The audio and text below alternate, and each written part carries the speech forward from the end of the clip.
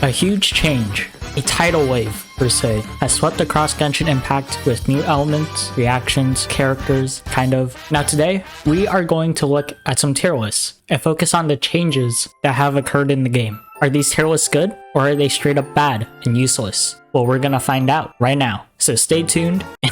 I can't, I'm sorry. Sounds like a TV ad or something. But wait, there's more. Anyway, so yeah, we're gonna look at tier lists. I'm gonna focus on the new things, so like old characters. Let's say Xinyan's S tier. She's not, like, obviously that's wrong, but I'm not gonna really focus on that because Xinyan's an older character. So I'm gonna be focusing on like the new characters, or like the characters that got changed with the addition of Dendro, you know, that stuff. So hopping right into it, we have GenshinLab.com. This is the website where basically you look at the revenue, see which banner had the most money spent on, who whaled the most there. But they also have a tier list, and this is their 3.0 tier list. No really explanation or anything. They just have a tier list, and that's that. So we're gonna look at it. So here it is, right off the bat. This doesn't seem to be alphabetically ordered. I'm guessing they ordered it by strength in each tier. Now, I see a lot of problems with this tier list already. I explained a lot of like my takes on a tier list in my previous video about tier lists, so go watch that. Now, looking at it, Tighnari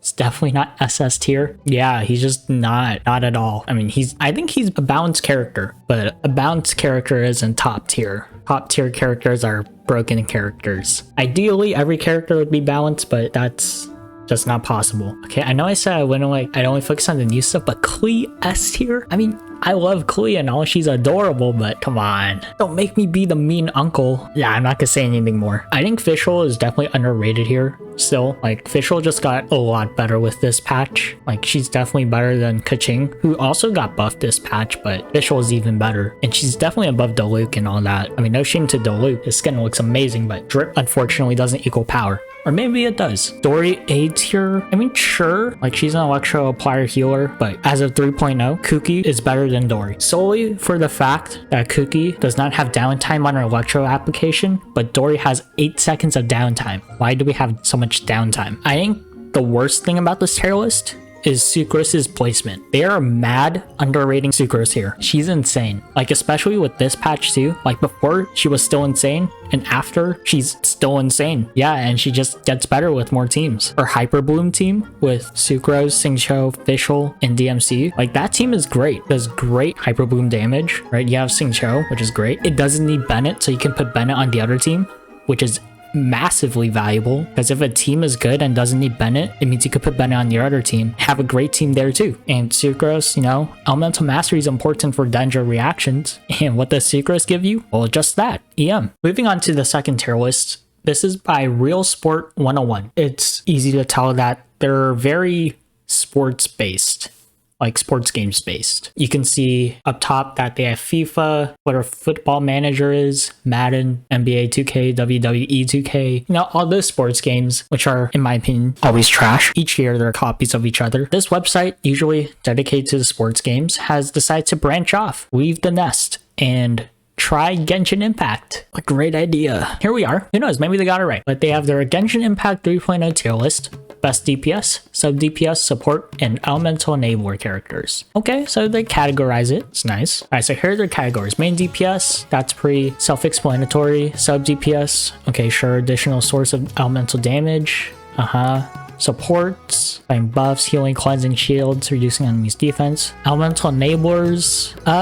So for elemental enablers, I think there's a problem with this. From what I'm reading, it feels like they're referencing niche characters like Shenhe, Sara, Goro, right? Because they are generally from the same element as the DPS or sub DPS to create elemental resonance and are meant to boost a specific elemental skill. For elemental enablers, they're not talking about reactions. They're only talking about buffers like Sara and Shenhe.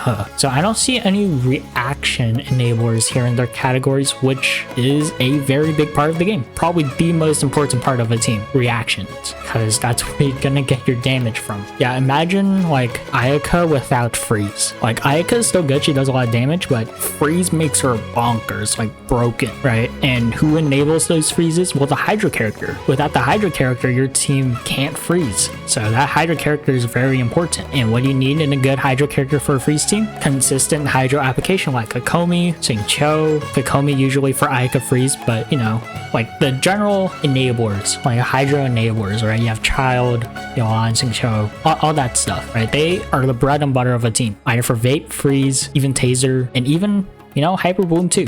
You know, we'll get into the tier list and see what they have. So for main DPS, we can see that they have Raiden Shogun C2, Xiangling C4, Ayaka C0. So I already explained in my last tier list video my take on constellations and how comparing different constellations is kind of unfair, which I still stand by. Yanfei C4, that's interesting. Yanfei C4 is a shield. That doesn't really help with damage, I think, right? I'll have to fact check that, but that's what I think. Sub DPS, Yuan, Fischl, Yamiko, Beto. Xingqiu is tier A, even at C6. No, Xingqiu, I know this is sub DPS. Xingqiu does massive damage, especially at C6 too. Like his damage is insane. Yeah, I don't know why he's not S tier. He's absolutely insane. Yai Miko Z0.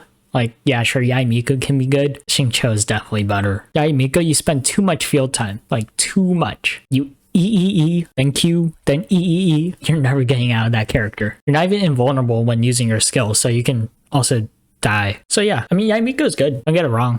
Just Xingqiu's better. What can I say? So here in their intro to supports, they say Dendro Traveler is the best support in the current meta. I'm gonna have to disagree with that. Like DMC is good and he's pretty much the premier option of Dendro application, right? But that doesn't mean he's the best support. So I'm guessing from this little intro, they're bunching in elemental reactions enablers with supports. So sure, because I deem them as supports too, because they're supporting the team with providing elemental reactions. Anyway, DMC is the only good option for Dendro application. Doesn't mean that he's the best support. There are other better supports still in the game, like Bennett and Kazuha, right? Like just because Dendro came in doesn't mean they're worse. Bennett's still Bennett, Kazuha's still Kazuha. So looking at here, yeah, Dendro Traveler C2, Kokomi got buffed, yeah, sure, but she's not better than Kazuha and Sucrose, in my opinion. Bennett A tier, that's a war crime. I don't know what to say. Sure, I may be a Bennett enthusiast, kind of, but yeah, it's still a war crime. Kole is not really A tier. I think she's more B tier, like in this spectrum of things. And then best elemental enablers, yeah, it's just all the niche characters. We have Sara, Shenhe, nothing much really. Yeah, so overall this tier list, it's pretty bad, but I think they have like good intentions, maybe, probably not. I don't know.